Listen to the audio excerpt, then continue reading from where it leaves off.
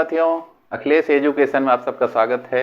आज हम आप सबको इतिहास के बारे में बताएंगे, इतिहास का विभाजन बताएंगे कि इतिहास के जनक कौन हैं, अगर जनक हैं भी तो उनको जनक किसने कहा। तो ये सब सारी बातें हम बताएंगे और ये भी बताएंगे कि इतिहास का विभाजन किया गया है तो ये कितने भागों में विभाजन किया गया है। और जैसे कि कभी पूछता भी है कि इतिहास जानने के स्रोत क्या क्या हैं, तो बहुत ही इंपॉर्टेंट क्वेश्चन हम लेके आपके सामने आए हैं जो कि सभी परीक्षाओं में पूछा जाता है, चाहे कि कोई कंपटीशन हो चाहे परीक्षा हो। वैसे जैसे डीएलएड की परीक्षा हो, बीएड एंट्रेंस की परीक्षा हो, चाहे यूपी टेट हो, चाहे सी टेट हो और फिर चाहे सुपर टेट हो, हर परीक्षाओं में इससे प्रश्न आते हैं। तो आइए हम बात करते हैं इतिहास के जनक। इतिहास के जनक दोस्तों, इतिहास के जनक किसे कहा जाता है आपको पता है। इतिहास के जनक हेरोडोट्स को कहा जाता है। लेकिन इतिहास के जनक जो हेरोडोट्स हैं वो कहाँ के निवासी हैं, हेरोडोट्स कहाँ के निवासी हैं, ये सारी बातें हम आपको बताने चल रहे हैं। सबसे पहले हम आपको हेरोडोट्स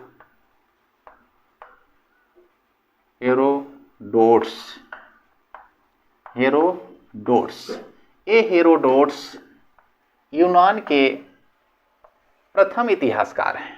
हेरोडोट्स यूनान के प्रथम इतिहासकार और भूगोलवेत्ता भी हैं। प्रथम इतिहासकार और भूगोलवेत्ता भी हैं, ध्यान दीजिएगा। हरिदत्त इनका शुरू में इनके बचपन का नाम था हरिदत्त। ध्यान दीजिएगा, कभी परीक्षा में पूछ दिया कि हेरोडोट्स का बचपन का नाम क्या था, तो इनका बचपन का नाम हरिदत्त था। ये बड़े हुए, इसके बाद ये इतिहासकार बन गए। भारत के यानी कि यूनान के इतिहासकार हैं, लेकिन ये कहे जाते हैं कि भारत के प्रथम इतिहासकार, लेकिन रहने वाले यूनान के हैं। तो रोमन के दार्शनिक सिसरो, ध्यान दीजिएगा, सिसरो, ये हम आपको इसलिए बताते चल रहे हैं कि बहुत ही महत्वपूर्ण है, पूछ देता है परीक्षा में कि हेरोडोट्स को इतिहास का जनक किसने माना है। तो हेरोडोट्स को इतिहास का जनक सिसरो ने माना है, ध्यान दीजिएगा। तो रोमन के दार्शनिक सिसरो ने इतिहास का जनक हेरोडोट्स को माना। इसको ध्यान दीजिएगा कि किसने माना और कहाँ के निवासी थे। जैसे हेरोडोट्स कहाँ के निवासी थे, हेरोडोट्स यूनान के निवासी थे और सिसरो कहाँ के निवासी थे, रोमन के निवासी थे। ये रोमन के दार्शनिक थे, इन्होंने इतिहास का जनक हेरोडोट्स को माना। अब आइए हम बात करते हैं इतिहास समय के साथ परिवर्तन का अध्ययन है। इतिहास समय के साथ परिवर्तन का अध्ययन होता है। हमारे पीछे जो घटित घटनाएं होती हैं उसी को हम अध्ययन करते हैं, वही इतिहास है। तो आइए अब बात करते हैं। इतिहास को 3 भागों में बांटा गया है। कौन कौन सा भाग है? पहला भाग है पाक इतिहास को प्रागैतिहासिक काल भी कहा जाता है। पहला है प्रागैतिहासिक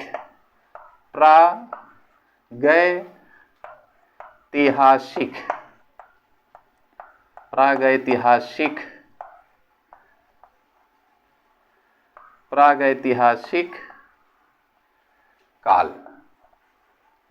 अब इसके बाद इसी के बारे में बात करते हैं, और या इसे पाक इतिहास या पाक काल कहते हैं। आ जाइए इस पे सीधा, पाक काल, प्रागैतिहासिक काल या पाक काल।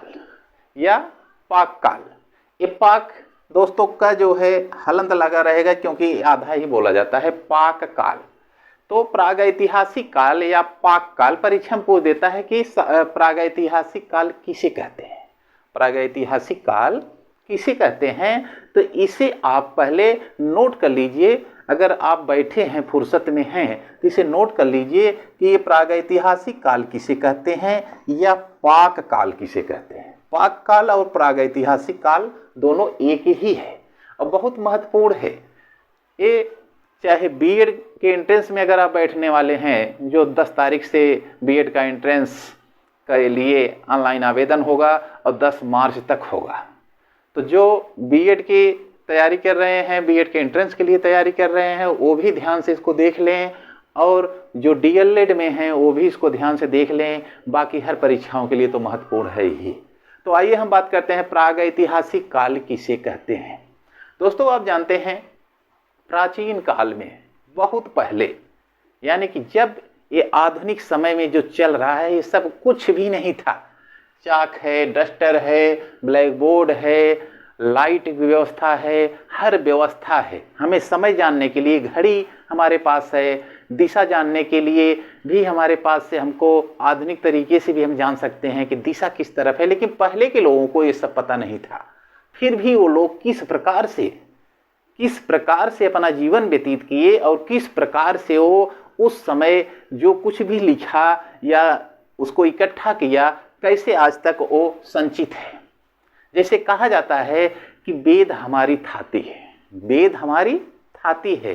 तो प्राचीन काल की जो भी उपलब्धियां हैं वो आज भी बरकरार हैं। तो प्राचीन काल में जब आदिमानव लोग रहते थे तो ये आदिमानव लोग को कुछ भी जानकारी नहीं थी, इनको कुछ भी जानकारी नहीं थी। रात के समय में जो सुबह की तरफ आप रात में 12 बजे के बाद आप देखते हैं भोर के समय में, तो उत्तर साइड में आपको ध्रुव तारा दिखाई देता है, उत्तर के साइड में ध्रुव तारा दिखाई देता है।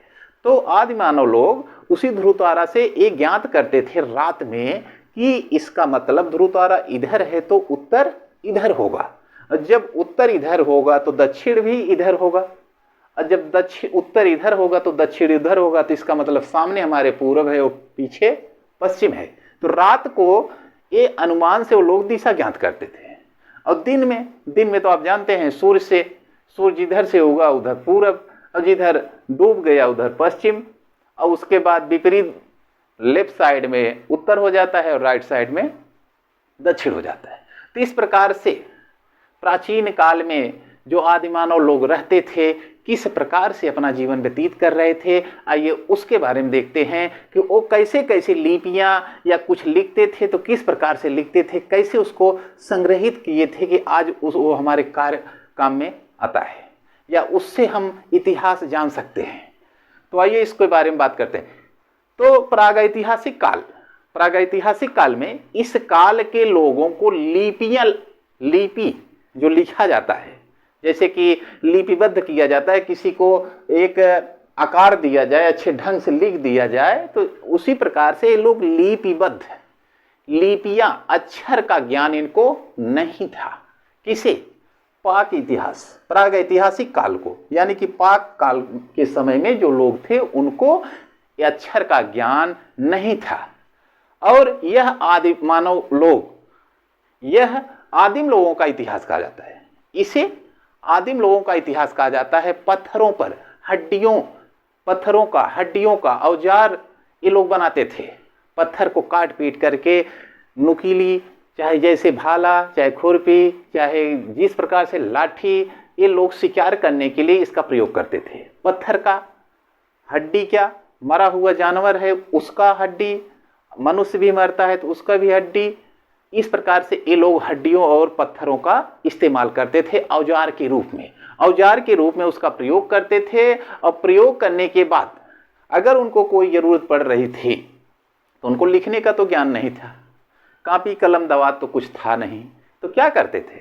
पत्थर को उठा करके ही पत्थर पे तोड़ करके, जैसे आज भी देखते होंगे जांत होता है, चक्की का जांत होता है, जिस प्रकार से सिल लोढ़ा होता है, उसी प्रकार से उस समय पत्थरों के ऊपर वो घाव एक पत्थर से दूसरे पत्थर से मार करके खुदरा बना देते थे, और खुदरा बना करके वो चित्र बनाते थे।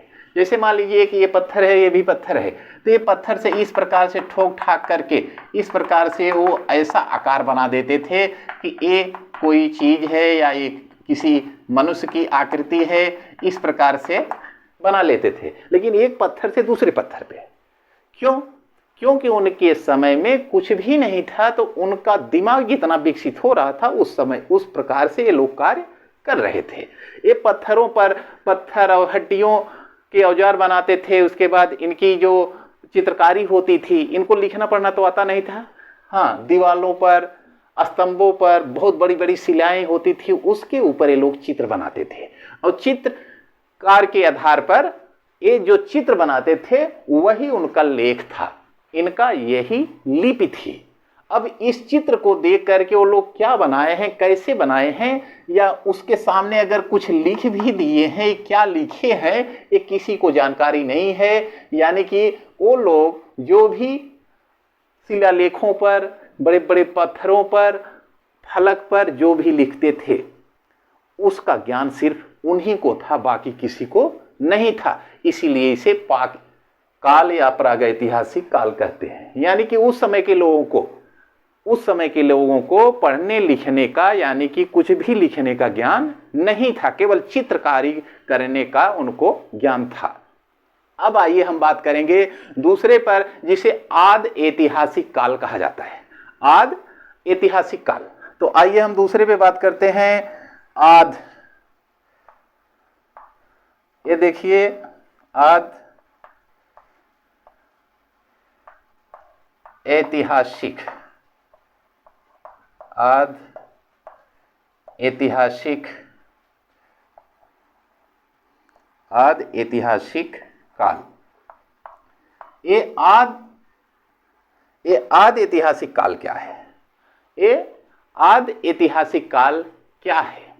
ऐतिहासिक काल ये क्या है? जैसे कि ये दूसरा प्रकार है, हमने बताया था ना कि इसका विभाजन किया गया, इतिहास का विभाजन किया गया है। और इतिहास का विभाजन कितने भागों में किया गया है? 3 भागों में विभाजन किया गया है, 3 भाग। तो पहला भाग प्रागैतिहासिक काल या पाक काल, दूसरा आद ऐतिहासिक काल। अब आद ऐतिहासिक काल किसे कहते हैं? आद ऐतिहासिक काल के बारे में आइए हम देखते हैं, आद ऐतिहासिक काल किसे कहते हैं, या इसे किस प्रकार से उस समय के मानव कैसे रहते थे। आप जानते होंगे कि जब प्राचीन काल में जो मानव रहते थे, आदि मानव रहते थे, उनको किसी का ज्ञान नहीं था। जब उनको किसी का ज्ञान नहीं था, किसी भी चीज का, यानी कि पशु क्या होते हैं, पक्षी क्या होते हैं, खेती क्या होता है, ये सब उनको जानकारी नहीं था। इसीलिए उसे पाषाण काल कहा गया, इसीलिए उसे पाषाण काल कहा गया। अब हम आपको आगे बताने चल रहे हैं कि आद ऐतिहासिक काल किसे कहते हैं। इस काल में लिपि व अक्षर का उन्हें ज्ञान था, इस काल में लिपि व अक्षर का उन्हें ज्ञान था, लेकिन आज भी उन्होंने जो लिखा है, आज भी वो पढ़ा नहीं जा सका, आज भी पढ़ा नहीं जा सका। अब इतिहास का लेखन की दृष्टि से सिंधु नदी की जो सभ्यता है, सिंधु नदी की सभ्यता है, वैदिक काल की जो सभ्यता है, ये सभ्यताएं इसी काल के अंतर्गत आती हैं। कैसी सभ्यताएं? सिंधु घाटी की सभ्यता, वैदिक काल की सभ्यता, ये सभ्यताएं आद ऐतिहासिक काल के अंतर्गत आती है। और पाषाण काल जो है, जो बहुत प्राचीन है, जो बहुत पुराना है, जिसे कहीं कहीं 2500 ईसा पूर्व कहा जाता है, कहीं कहीं 3000 ईसा पूर्व कहा जाता है, कहीं कहीं पर 2400 ईसा पूर्व कहा जाता है। वो जो 2500 ईसा पूर्व यानी कि प्रागैतिहासिक काल, यानी कि जिसे हम कहते हैं क्या, जिसे हम कहते हैं पाषाण काल। पाषाण काल इस समय की बात है। और सिंधु घाटी की सभ्यता, जितनी भी सभ्यताएं हैं, वैदिक सभ्यता, ये सब सभ्यताएं इस काल की हैं, यानी कि आद ऐतिहासिक काल की। आद ऐतिहासिक काल की ये सब सभ्यताएं इसके अंतर्गत आती हैं। अब आप ही बताइए कि जब उस समय जो कुछ लिखा गया, आद ऐतिहासिक काल में जब कहा जा रहा है कि उस समय जो कुछ भी लिपियां लिखी गई, उनको अक्षर का ज्ञान था, लिपि का भी ज्ञान था, लेकिन जो लिखा गया आज तक वो पढ़ा नहीं जा सका, वो आज तक पढ़ा नहीं जा सका। और जो कि बताया जा रहा है कि सिंधु घाटी की सभ्यता या कि जितनी भी सभ्यताएं थी, या उस समय जो वैदिक सभ्यता थी, जब उस समय की बात आज जो लिखा गया था जब नहीं पढ़ी जा सकी, तो कैसे रामायण और महाभारत उसी समय में जब हुआ था, तो कैसे वहाँ उस समय की बात लोग पढ़ करके कैसे जानते हैं? इसका उत्तर कोई दे सकता है? तो चलिए हम इसके बाद आपके सामने अगला लेकर के तीसरे प्रकार पे चलते हैं। तीसरा प्रकार ऐतिहासिक काल। ये तीसरा जो है ऐतिहासिक काल है। अब ऐतिहासिक काल के बारे में हम बताएंगे। अब इसको अच्छे से आप समझ लीजिए, क्योंकि ये बहुत ही इम्पॉर्टेंट ये भी है। इसलिए इम्पॉर्टेंट है कि जैसे अभी हम बता रहे थे कि किस प्रकार से ऐतिहासिक काल। दोस्तों ये बताइए, जैसे कि अभी हम बता रहे हैं, ये आद ऐतिहासिक काल के समय में, इसी समय में सिंधु घाटी की सभ्यता या जो और भी सभ्यताएं हैं, चीन की सभ्यता है, मिस्र की सभ्यता है, सारी सभ्यताएं उसी समय में हुआ था। किसमें? आदि ऐतिहासिक काल के समय में। और उसी समय वैदिक काल की सभ्यता भी हुई थी। जब वैदिक काल की सभ्यता उसी समय हुई थी तो इसके बारे में आप जानते हैं, जब वैदिक काल की सभ्यता उसी समय हुई थी यानी कि आदि ऐतिहासिक काल में, तो आदि ऐतिहासिक काल के समय में जब वैदिक सभ्यता से सभ्यता हुई थी तो रामायण और महाभारत का समय भी वही है, वैदिक काल। जब वैदिक काल में ही रामायण और महाभारत का भी समय है, तो आप ये बताइए कि उस समय आदि ऐतिहासिक काल में, उस समय जब कुछ भी लिखा गया, जो भी लिपियां बनाई गई, उनको अक्षर का ज्ञान था, सब कुछ ज्ञान था। उस समय उनका उपनयन संस्कार होता था। लेकिन ये सब चीजें जब पढ़ा नहीं जा सका तो आज के लोग कैसे रामायण और महाभारत पढ़ लेते हैं? साफ लिखा गया है, इतिहास में कई साक्ष्य भी हैं कि ये पढ़ा नहीं जा सका। तो कैसे आप इतिहास के द्वारा आप रामायण और महाभारत, पुराण आदि चीज़ों का आप लोग ग्रहण कैसे कर लेते हैं? तो इसका मतलब उस समय की बात नहीं है। चलिए आगे हम बात करते हैं वैदिक काल में ही। वैदिक काल किस में आता है? दूसरे में आता है, आदि ऐतिहासिक काल में। तो वैदिक काल में ही 4 वेदों की रचना हुई थी।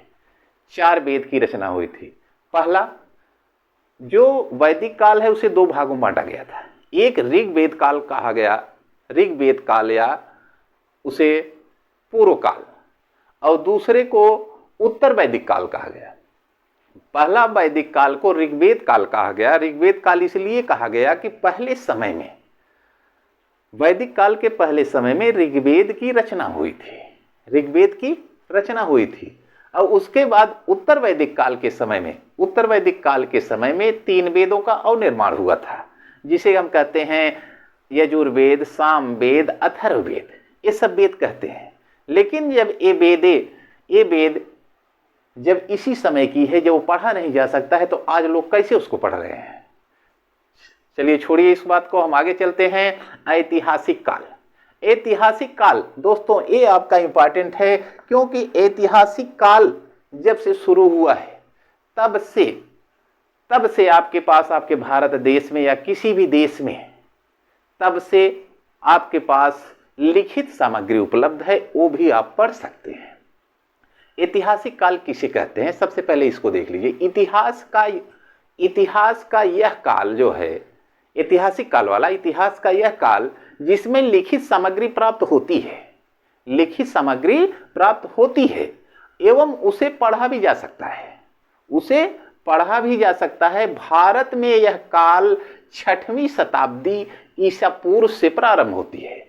भारत में यह काल 6वीं, ये देख रहे हैं, 6वीं शताब्दी ईसा पूर्व से शुरू होती है। कौन सी?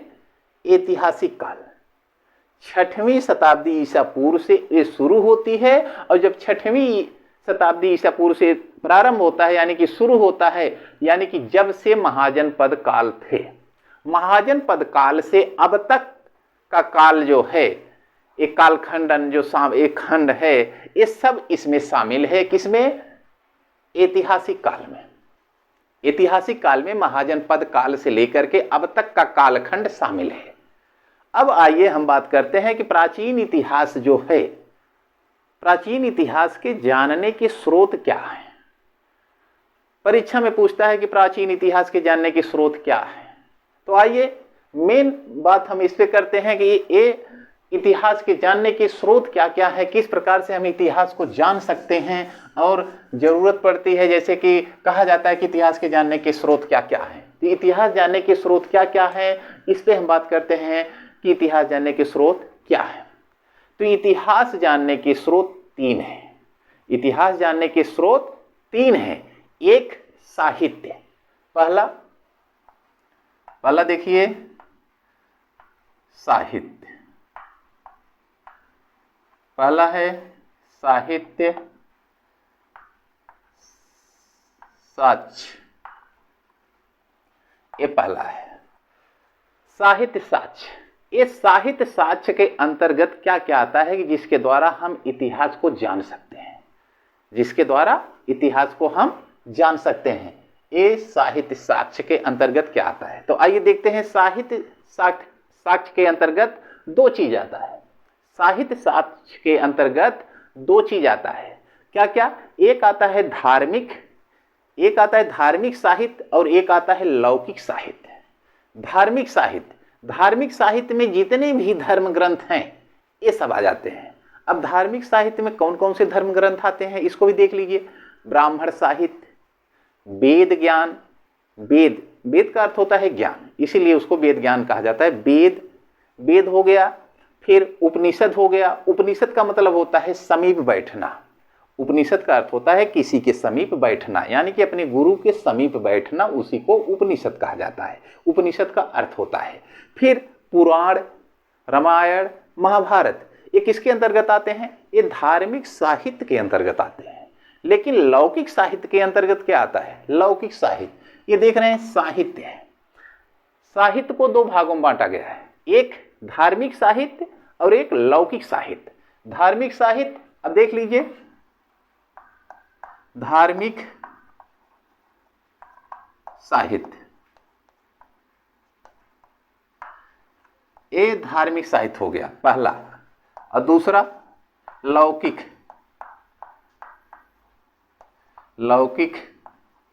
साहित्य,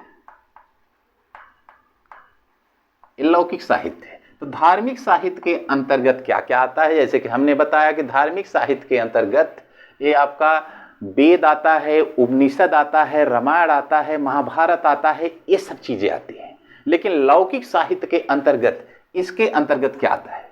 लौकिक साहित्य के अंतर्गत दोस्तों आता है ऐतिहासिक ग्रंथ। ऐतिहासिक ग्रंथ यानी कि ऐतिहासिक ग्रंथ ये हैं 6वीं शताब्दी ईसा पूर्व से। ईसा पूर्व का मतलब ईसा के पहले। तो ऐतिहासिक ग्रंथ इसके अंतर्गत आता है, और ऐतिहासिक ग्रंथ में के द्वारा भी हम इतिहास को जान सकते हैं। ये सब इतिहास जानने के स्रोत हैं। ब्राह्मण साहित्य, वेद, फिर उपनिषद, रामायण, महाभारत, पुराण, इसके द्वारा उसे हम पढ़ करके क्या जान सकते हैं? महाभारत हुआ था, रामायण हुआ था, उपनिषद के द्वारा, वेद के द्वारा, ये सब हम जान सकते हैं। लेकिन लौकिक साहित्य के अंतर्गत ऐतिहासिक साहित्य है, ऐतिहासिक जिसे ग्रंथ कहा जाता है, फिर जीवनियाँ हैं, फिर लक्ष्य साहित्य हैं, ये सब इसके अंतर्गत आते हैं लौकिक साहित्य के अंतर्गत। अब आइए हमने बताया कि प्राचीन इतिहास के जानने के, यानी कि उसको समझने के लिए आपके पास 3 प्रकार हैं। एक साहित्य साक्ष्य, दूसरा विदेशी यात्री, दूसरा क्या है? विदेशी यात्री, दूसरा विदेशी यात्री, दूसरा है विदेशी यात्री, ध्यान रखिएगा। और पहला है साहित्य साक्ष्य और दूसरा विदेशी यात्री। अब विदेशी यात्री के द्वारा हम कैसे इतिहास जान सकते हैं? आइए देखते हैं। विदेशी यात्री जैसे कि चंद्रगुप्त मौर्य थे। चंद्रगुप्त मौर्य, उनके समय में भी बाहर से बाहरी विदेशी यात्री आया था। फिर वेनसांग भी आया था, फिर यूनान से भी आए थे। यूनान से कौन आए थे? यूनान के जो रोमन लेखक आए थे वो क्या थे? जैसे कहा जाता है हेरोडोट्स, ये यूनान के ही थे। ये भी विदेशी यात्री थे, यानी कि विदेश में आए, यहाँ पे देखे, यहाँ का सारा चीज निरीक्षण किया, तो ये यूनान के थे। ये भी विदेशी यात्री, यानी कि इनके द्वारा भी हम इतिहास को जान सकते हैं। फिर मेगस्थनीज, फिर टालमी, ये सब कौन है? ये सब यूनानी लेख, माने कि रोमन भाषा में इनको लिखने का लिखने की जानकारी थी और ये सब सारी चीज़ें, जो उपलब्धियां और जो यहाँ पर यात्रा विवरण लिख रहे थे, सब रोमन भाषा में लिख रहे थे। फिर अगला है चीनी लेखक।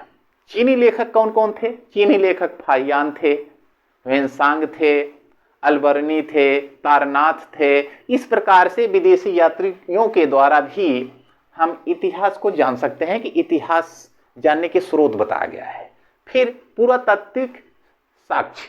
पुरातात्विक साक्ष्य तीसरा है आपका, जो हमने बताया कि इतिहास जानने के 3 प्रकार के स्रोत हैं। एक, साहित्य साक्ष्य के द्वारा हम इतिहास पूरी जानकारी ले सकते हैं, और दूसरा, विदेशी यात्रियों के विवरण के द्वारा हम पूरे इतिहास की जानकारी ले सकते हैं, और तीसरा जिसे कहा जाता है पुरातात्विक साक्ष्य।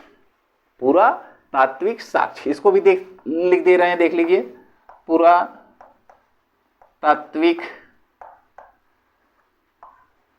साक्ष्य,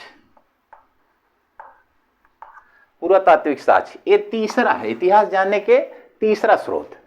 इसके अंतर्गत क्या क्या आता है? पुरातात्विक साक्ष्य के अंतर्गत क्या क्या आता है? अब आप इसमें देखिए, अभिलेख होता है। पुरातात्विक साक्ष्य के अंतर्गत अभिलेख होता है, मुद्राएं होती हैं। जैसे बहुत पुरानी मुद्राएं मिल गई, जैसे अभी 100, 200, 300, 100 साल पहले यहाँ पे अंग्रेजों का शासन था, रानी विक्टोरिया का यहाँ पे सिक्का चलवाया गया था। अगर रानी विक्टोरिया का सिक्का हम पा जाते हैं तो उसको देखेंगे ना कि किसने छपवाया था, तो उस पर फोटो अंकित है रानी विक्टोरिया का, तो इससे हमको ये ज्ञात होगा कि रानी विक्टोरिया यहाँ की रानी थी, और जब वो रानी विक्टोरिया यहाँ की रानी थी तो उसी के समय में ये सिक्का ढलवाया गया होगा। तो ये मुद्राओं के द्वारा भी हम इतिहास को जान सकते हैं। स्मारक भवन, जो बहुत पहले के स्मारक हैं, जो भवन बने हुए हैं, उसके द्वारा भी हम जानकारी प्राप्त कर सकते हैं कि उस समय कोई राजा रहा होगा। उदाहरण के लिए जैसे क्या कहते हैं, आगरा का ताजमहल है, लाल किला है, बुलंद दरवाजा है, फिर अयोध्या का मंदिर है। तो इससे हम ये पता कर सकते हैं ना कि यहाँ पे कुछ था, बहुत पहले कुछ रहा होगा। जैसे यहाँ पे अयोध्या का राम मंदिर है, तो मंदिर की वजह से हमें जान सकते हैं कि बहुत पहले यहाँ पे राम जी का मंदिर रहा होगा, क्योंकि पहले का साक्ष्य मौजूद है। तो जैसे आगरा का ताजमहल है, तो इससे हम ज्ञात कर सकते हैं कि ये शाहजहां ने बनवाया था, तो हकीकत में वो रहे होंगे तभी बनवाए हैं। तो ये इतिहास जानने के स्रोत हैं। फिर मूर्तियाँ, कहीं खदान होता है, कुछ होता है, तो वहाँ से मूर्तियाँ मिलती हैं। और फिर चित्रकला के माध्यम से भी हम इतिहास के जानने के स्रोत हमको मिल जाते हैं। और ये आपको बहुत इम्पॉर्टेंट है दोस्तों, बहुत इम्पॉर्टेंट है। तो दोस्तों, ये वीडियो अगर आपको अच्छा लगा हो तो लाइक जरूर कीजिएगा। और दूसरी बात, इस वीडियो के माध्यम से इसको ऐसे ढंग से इसको तैयार कीजिए कि जिससे आप किसी भी परीक्षा में सफल हो जाएं।